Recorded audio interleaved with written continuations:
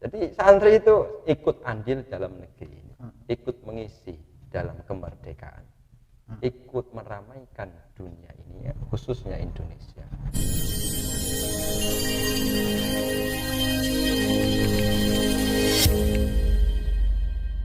Assalamualaikum warahmatullahi wabarakatuh. Alhamdulillahirabbil alamin. Allahumma sholli ala sayyidina Muhammad wa ala ali sayyidina Muhammad. Sahabat-sahabat, jumpa lagi di channel Ruang Santri. Kali ini kita kedatangan tamu yang sangat luar biasa, yaitu Gus Ijan. Saya biasa manggilnya A Ijan. Gus Ijan ini adalah pengasuh dari Hufaz Putra di pondok kami, yaitu pesantren Nurul A'la di Trateutik Cilegon. Beliau adalah guru saya karena ayah beliau itu adalah guru kami. Jadi satu kehormatan Ruang Santri didatangi oleh A Ijan ini. Saya sangat-sangat bersyukur didatangi oleh Gus Ijan ini, menjadi berkah di Ruang Santri. Oke, biasa tagline Ruang Santri podcast adalah santri bisa apa. Gus, apa sih suka duka menjadi santri itu? Kalau Gus Ijan pengalaman dulu. Jadi sukanya menjadi santri itu salah satunya adalah bagaimana kita memiliki sebuah pengalaman yang dimana orang lain itu, dalam tanda kutip, orang yang tidak mengenyam di dalam pondok pesantren itu tidak memiliki. Jadi cerita bagaimana dari cerita setiap sudut pesantren itu memiliki, dimulai dari perkenalan di antara santri-santri yang mungkin datang dari daerah lain, dan kemudian kenal dengan kita, dan sangat sulit sekali ketika misalnya memang perkenalan tersebut tidak melalui dalam lembaga pondok pesantren, misalnya ya dalam kampus atau misalnya ya mungkin bisa, tapi tidak seluruhnya dapat dikatakan bahwasanya mereka mengenal banyak orang dengan cara waktu yang singkat dan dalam satu tempat, sehingga tidak hanya mengenal mereka tapi bisa mengetahui karakteristik satu demi satu orang-orang yang ada di sekeliling kita, Dari beberapa macam dari daerah. beberapa macam daerah atau dari beberapa macam orang yang kita temui. Sehingga kalau bisa saya gambarkan adalah keadaan di dalam pondok pesantren itu layaknya seperti sebuah, kalau misalnya kita tahu film Avenger. Oh iya, nonton juga Gus. Iya. Jadi di situ banyak sekali. Ada yang superhero ya, seperti Spiderman dengan mempunyai kekuatan jaringnya, dan juga Superman yang memiliki bisa kekuatan dan juga bisa terbangnya, dan yang lainnya. Dari sini bisa diambil kesimpulan bahwasanya karakter mereka superhero ini berbeda-beda, namun ada di satu tempat dan bekerja bersama, berlomba-lomba untuk memberikan sebuah hasil atau mendapatkan sebuah hasil yang mereka inginkan. Dan itu juga sama seperti santri, dari karakter yang berbeda-beda kumpul jadi satu, dibimbing jadi satu, Saling melengkapi. Terus miniatur Indonesia itu ada di situ, masyarakat kan kita tahu, jadi tolerannya di situ kita, toleran, saling mengerti. Dukanya Gus? Dukanya memang yang terasa, yang sangat terasa adalah yang pertama, yaitu jauh dari orang tua. Bukan berarti mereka tidak memiliki atau tidak mendapatkan kasih sayang orang tua yang lebih. Tidak, malah itu adalah sebuah kasih sayang besar yang ditunjukkan kepada orang tua kepada anaknya yang santri tersebut. Sebab kasih sayang terbesarnya orang tua adalah ketika orang tua itu tidak ada, lalu siapa yang akan mengirimkan doa kepada mereka ketika mereka sudah tiada? Kalau bukan anaknya. Jangan nanya atau jangan sebutkan saudara-saudara, enggak bakal ingat. Pasti anak. Saudara-saudara paling minta bagian warisan. Tapi kalau anak itu yang memberikan doa kepada orang tua. Jadi Hakikatnya seperti itu, sayang orang tua itu. Sayang. Terus pernah ada pengalaman spiritual yang sangat berkesan atau apa waktu nyantri, Gus? Pengalaman spiritual yang berkesan waktu pernah ketika masa akhir di Jember untuk kelas 3 aliyah gitu ya. Itu berkesan 1 tahun lebih atau 1 tahun dalam masa 1 tahun terakhir kita berkomitmen bersama teman-teman seangkatan untuk memperdalam yang namanya ilmu hikmah. Wah, ilmu hikmah biasa pesantren. Ya, jadi pesantren. Jadi masih di daerah Cirebon. Tujuan kita ada, kita akan pergi keluar daerah. Yang mana kalau misalnya ada di daerah orang, bukan daerah Cilegon atau daerah kita, ada di daerah orang, kita harus siap dohir batinnya. Ketika nanti kita menemukan di sana ada apa-apa yang mengenai kita yang tidak kita inginkan, kita sudah siap. Oleh karenanya 1 tahun pada masa itu, itu yang berkesan. Selain belajar di Bani Latif Cibeber, pengembaraan ilmunya kemana saja itu, Gus?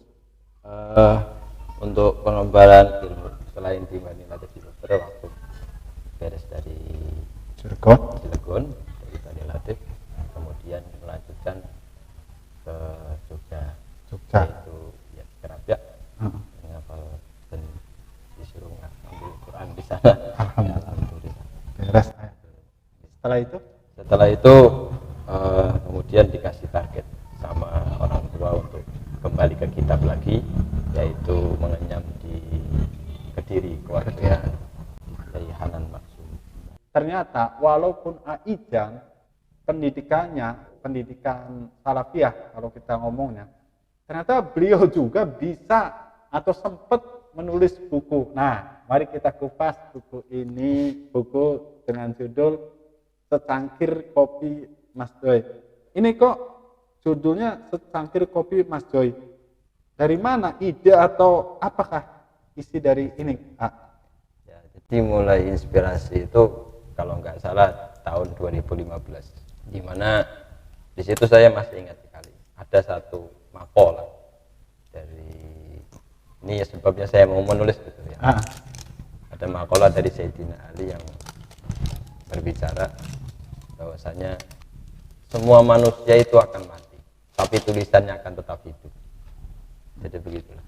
Itu makalah yang membuat saya bangun untuk menulis. Ya awalnya 2015 waktu saya masih ada di Jogja itu, ya menulis apa aja ya kita tulis. Dan alhamdulillah nggak sampai terus itu, nggak sampai terus. Pokoknya ya ada tulisan tapi nggak sampai terus. Sehingga akhirnya pada tahun saya lupa 2017 atau akhir 2017 waktu saya ada di Kediri kewakilan ada salah satu event dalam lomba cerpen yang diikuti oleh beribu-ribu santri waktu itu.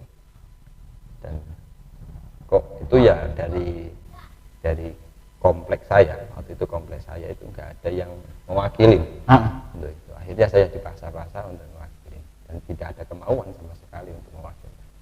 Akhirnya mau bagaimana, akhirnya ya dengan terpaksa ya saya wakilkan dan saya tulis. Itu waktu itu ya udah nulis aja.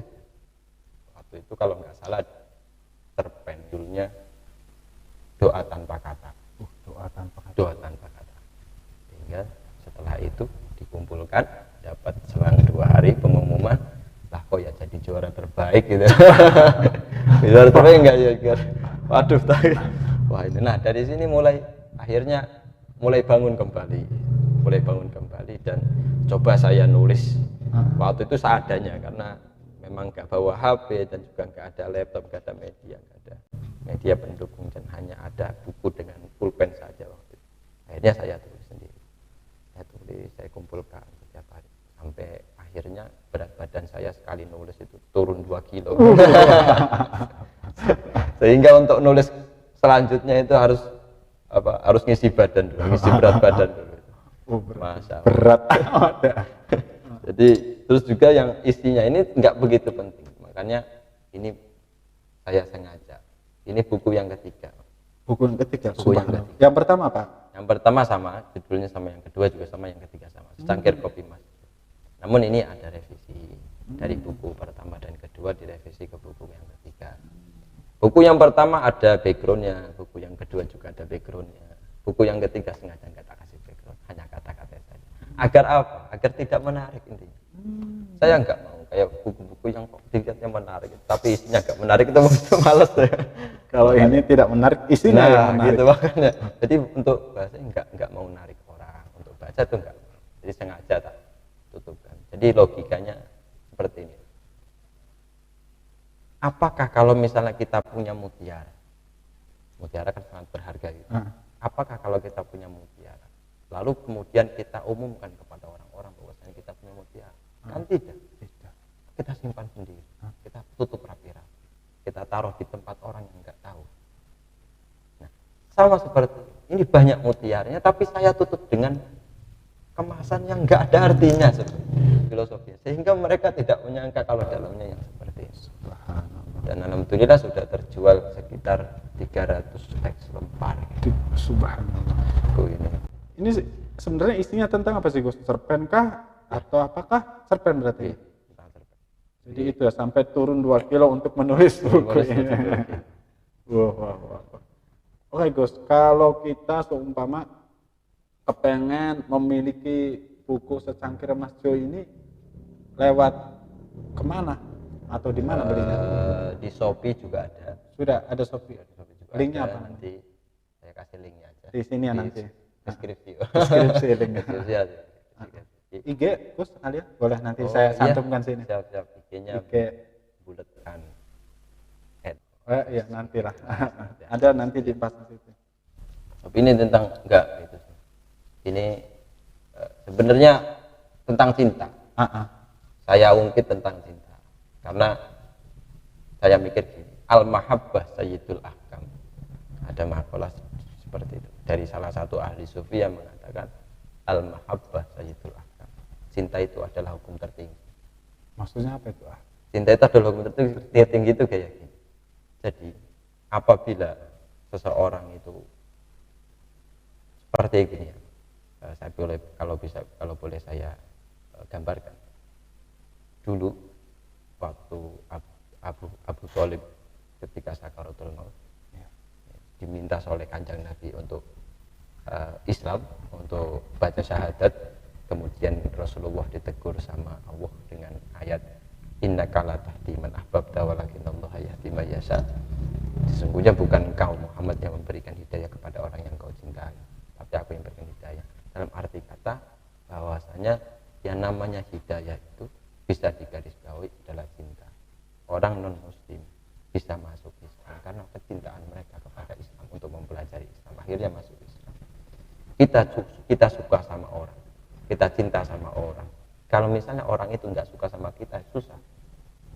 Benar. Sampai jungkir balik pun kita cinta sama dia, mengungkapkannya sampai jungkir balik pun. Kalau Allah nggak ngasih hidayah untuk cinta lagi kepada kita, nggak bisa. Nah, hidayah ini adalah, kalau bisa saya garis bawahi, adalah cinta. Tapi ya kalau misalnya ada kata-kata yang mungkin lebih bagus daripada kata-kata saya, bahwasanya hidayah itu cinta, yaitu ya mungkin itu yang lebih bagus. Saya tidak begitu bagus. Sekarang sudah kuliah ya? Udah lulus S1 kan? Ya, hampir. Belum. Tapi ada cerita lucu. Jadi kalau boleh saya cerita. Boleh. Ini buat Santi. Saya pernah waktu itu sebelum kuliah, di masih mondok keadaannya. Saya pernah dijelek-jelekin sama orang yang berpendidikannya tinggi. Iya. Bilang seperti ini, kamu nggak kuliah? Ya belum ada rencana mau kuliah.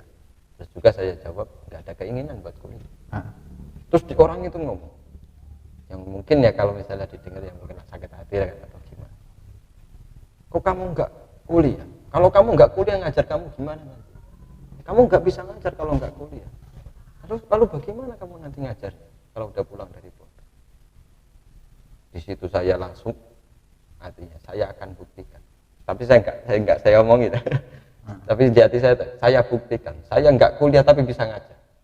Dan dilalah setelah saya pulang dari pondok, ya Allah memberikan jalan, atau ya bahasanya mengangkat derajatnya santri, bahwasanya tanpa adanya titel saya ditarik dari ke sekolahan waktu itu MTS untuk ngajar di sana, MTS Cibeber dan Aliyah waktu itu.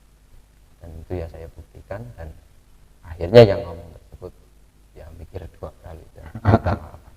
Mungkin sadar. Belum tahu. Kiai-kiai dulu ya. Oh iya, Nadio Pak, Nadio kiper timnas. Itu alumni pondok pesantren. Alumni pesantren Al Husna Kediri, itu yang gak jauh dari Wagian. Kiper timnas itu, terus Asnawi Mangkualam, juga Witan Sulaiman. Itu alumni pesantren. Witan Sulaiman. Jadi santri itu pokoknya ikut andil dalam negeri ini, ikut mengisi dalam kemerdekaan, ikut meramaikan dunia ini, khususnya Indonesia, dan ikut menjaga ketentraman Indonesia. Itu santri. Santri bisa apa? Bisa apa saja. Mungkin itu yang bisa kami sharing dengan Gus Ijan. Mohon maaf bila ada salah kata. Assalamualaikum warahmatullahi wabarakatuh.